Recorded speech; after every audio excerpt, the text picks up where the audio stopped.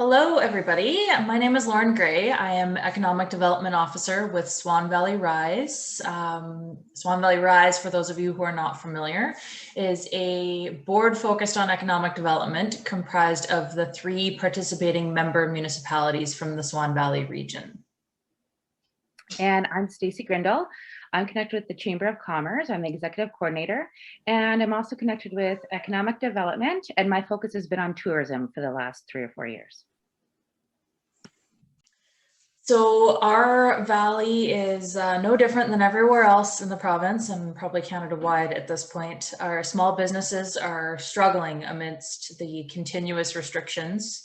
However, our industrial and ag sectors are doing very well. Richardson Pioneer, as many of you have probably heard by now, is currently building a 30 million plus high throughput elevator just north of Swan River. Louisiana Pacific has started site prep this week on a $20 million plus expansion to their existing mill, also just outside of Swan River. And our co-op ag division has an expansion planned for this year as well. Swan Valley Chamber has been working for years on trying to improve broadband in our region as it's extremely unreliable. So this past year saw our region working very closely with Community Futures Parkland and all the Parkland municipalities, respectively, to apply for the Universal Broadband Fund, which would provide funding to expand fiber throughout the entire Parkland region, trying to fill those voids where we have little to no connectivity. Pet Value has expressed an interest in moving into Swan River. So we have been working with Shindico Realty, their realtors based out of Winnipeg, trying to help them find a suitable space. We would love to welcome them to our region, obviously. Focus for this summer will be local tourism, promoting provincial travel in whatever capacity the restrictions will permit, and assisting our small businesses in chasing whatever revenue streams are available to them. And Stacy can tell you much more on that front. So we've been working the last few years really closely through the Chamber of Commerce. We've been relentlessly speaking with ministers, advocating for our businesses, and influencing government, along with daily calls to our local health inspectors and the conservation officers that are acting as those inspectors to support our businesses and ensure that they're following all of the rules and expectations that are set out by government, and helping them work around those and see how they can best fit. We continue to help businesses to gain government grants and sift through all of the paperwork and get all those supports that we possibly can for our businesses, new and old. Because we're a border town, we've been working closely with Flin Flon as well. We have a lot of restrictions. For instance, lots of our folks can camp or get seasonals over in Madge.